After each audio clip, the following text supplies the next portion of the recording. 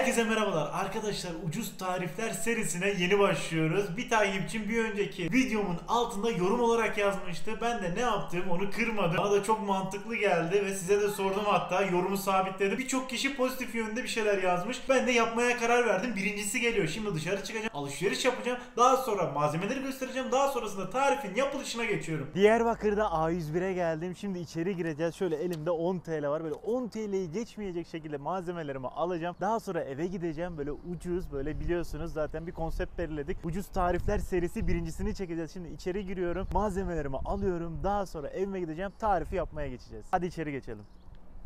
Bir adet piliç fileto alıyorum. Bunun fiyatı 4,5 TL. Arkadaşlar şöyle göstereyim. Bunlar az pişmiş. Yani pişmiş daha doğrusu. Biraz ısıtacağız. Böyle kavurma yapacağız. Bence çok ideal bir şey. Bir adet de gördüğünüz gibi Rus salatası alacağım. Bunu ekmek arası yapacağım için ekmeğin arasına süreceğim. Bunun fiyatı da 2,5 TL.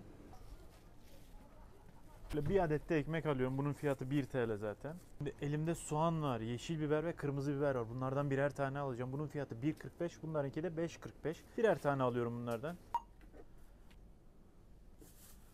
Ne kadar yaptı toplam? Toplam 9 TL yaptı. Yanında bir içecek bile alabilirim aslında. Normalde yanına içecek almayacaktım ama 1 TL'miz arttı. Onun için şöyle yanında ayran alacağım. Fiyatı 75 kuruş bunun da. 25 kuruş kalacak. Yani 9,75 TL bu işi tamamlıyoruz. Tabii o da yanında koyduğumuz baharatıydı. Böyle az bir şey yağıydı falan. Onları değerlendirmiş. Tam 10 TL yapmış oluyor zaten. Alışverişimizi bitiriyoruz burada. Evet arkadaşlar, gördüğünüz gibi 8,96 bir fiş tuttu.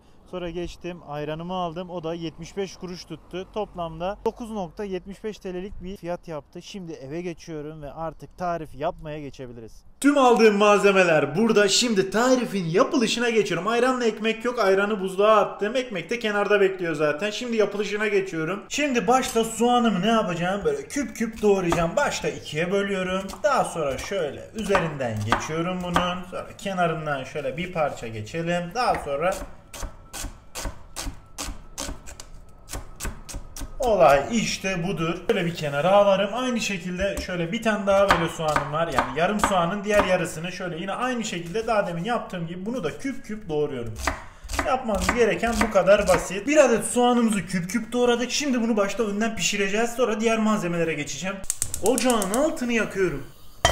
Tencereyi ocağa ekliyorum. İçerisine 3 yemek kaşığı kadar sıvı yağ ekliyorum. Böyle yağımı 1 dakika boyunca ne yapacağım? Bir parça kızdıracağım. Daha sonra soğanları ekleyeceğim. Yağım ufaktan kızmaya başladı. Yani 1 dakika boyunca bunu bu şekilde kendi haline bıraktım. Şimdi soğanlarımı ekliyorum.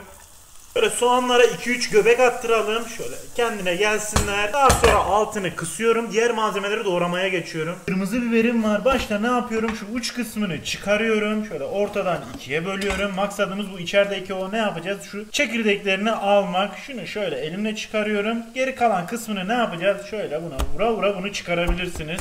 Aynen bu şekilde. Gördüğünüz gibi tertemiz oldu. Biberleri ne yapacağız? Uzun ince şöyle başta bir kesiyorum. Yani bu jülyen şeklinde. Daha böyle hem şekli güzel olacak hem daha lezzetli oluyor. Sunumu çok güzel oluyor bu sayede. Şöyle incelttim bunu. Daha sonra ne yapıyorum? Şöyle bir çevirelim bunu. İkiye bölelim. Biberler istediğim kıvamda. Şimdi bunları ne yapacağım? Bir kenara alayım. Aynı şekilde yeşil biberim var. Yeşil biberi de yine aynı şekilde şu sap kısmını çıkarıyorum. Diğerine yaptığım gibi çekirdeğini çıkaracağım. Şöyle içerisindeki çekirdekleri elimle alıyorum. Fazla kalanları ne yapıyorduk? Şöyle yine tutuyorsunuz, böyle bulunduğu yere vuruyorsunuz. Zaten içerisindeki o fazla çekirdeği zaten çıkacaktır. Ufak tefek kaldıysa elinizle alın. Bu yeşil biberin de şu dip kısımlarını bir alalım. Rahat bir şekilde çalışabilmek için. Bunları da değerlendireceğiz. Yine diğerine yaptığım gibi böyle ince ince bunu kesiyorum. Çok ince kesmeye özen gösterin. Ne kadar ince keserseniz o kadar güzel olur, o kadar yakışır. Evet, tüm yeşil biberleri yine bunun gibi yapıyorum. Kırmızı biber gibi. Aynen gördüğünüz gibi. Yapması da bir o kadar keyifli. Ben çok zevk alıyorum bunları doğrarken. Biberler de tamam. Şimdi kırmızı biberle yeşil biberleri soğanın içerisine ekleyeceğiz. Soğanlar ölmüş. Tam istediğimiz kıvama gelmiş. Bir 4 dakika boyunca bu şekilde ne yaptı? Kavruldu. Şimdi içerisine biberleri ekliyorum. Şimdi bunlara da aynı şekilde göbek attırıyorum. Bunlar da göbek atsın, bir kendine gelsinler, rahatlasınlar. Daha sonra diğer malzemelere geçeceğiz. 1 dakika boyunca biberleri attıktan sonra 1 dakika boyunca böyle göbek attıra attıra bunları pişiriyorum. Bu 1 dakika boyunca pişti. Şimdi içerisine bir parça, bu tamamen size kalmış, soya sosu ekleyeceğim. 2 yemek kaşığı soya sosu ekliyorum bunun içerisine. Bu 1. Bu eklediğimde 2. Elimde tane karabiber var. Karabiber ekliyorum yine bunun içerisine. Karabiber de ortalama yarım çay kaşığı kadar ekliyorum. Bu kadar yeterli buna.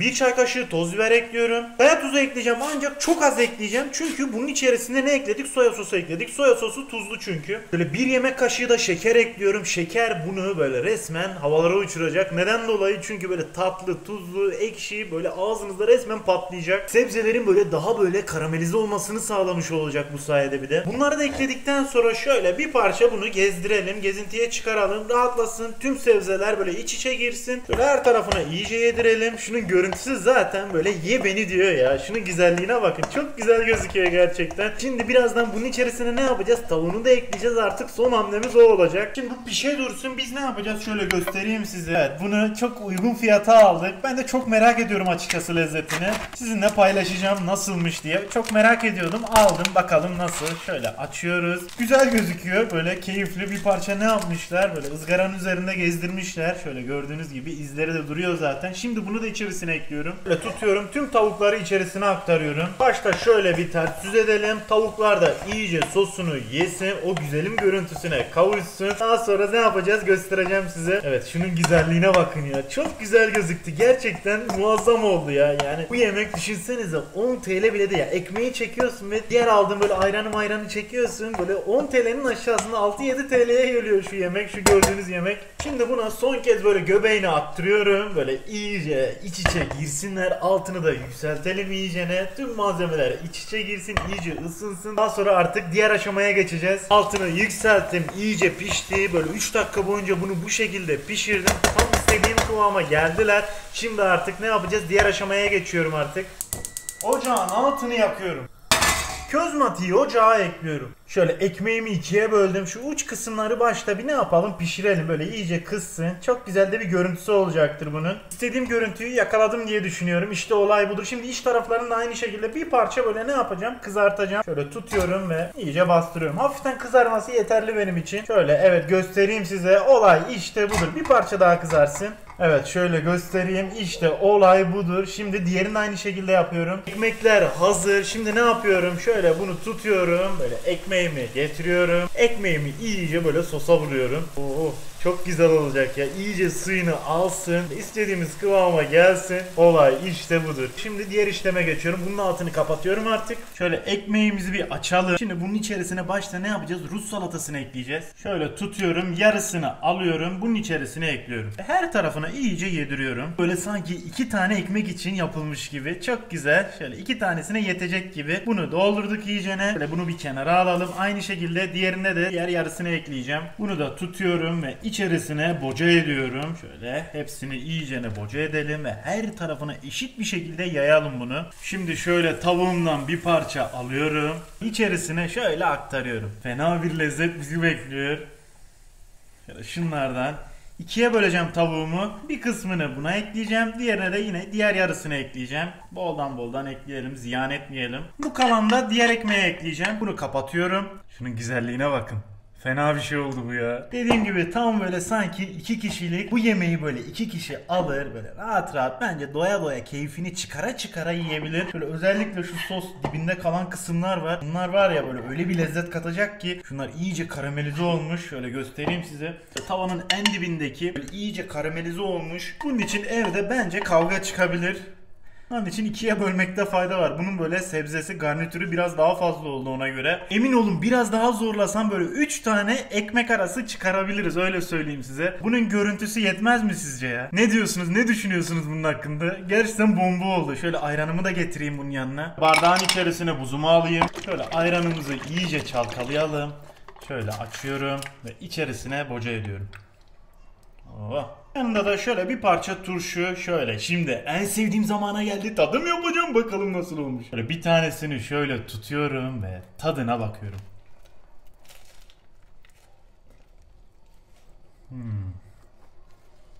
Şu turşu.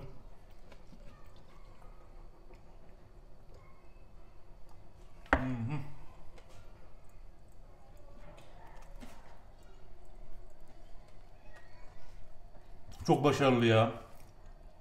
Yani fiyat performans düşününce yani çok iyi. Diyecek laf bulamıyorum. Gerçekten fiyat performans düşünsenize ya.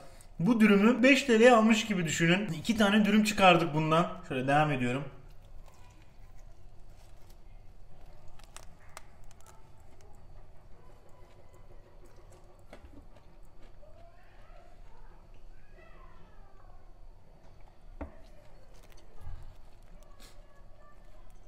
Ben bundan artık sürekli yaparım ya böyle. Şöyle bir lokma daha alacağım.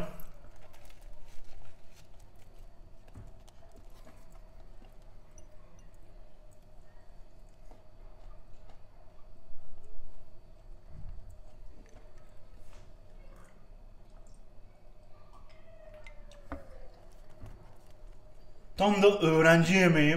Öğrenci için gerçekten böyle muazzam bir yemek. Hem ucuz, hem lezzetli, hem doyurucu. İki arkadaş birleşirsin böyle 5 TL'ye 2 tane şundan yapabilirsin yani. O kadar güzel bir şey. Arkadaşlar ben yemeğe devam ediyorum. Bu tarifi denemeden geçmeyin derim. Herkese afiyet olsun. Videomuzu beğenip kanalımıza abone olmayı unutmayın. Bir sonraki videoda görüşmek üzere arkadaşlar. Hoşçakalın.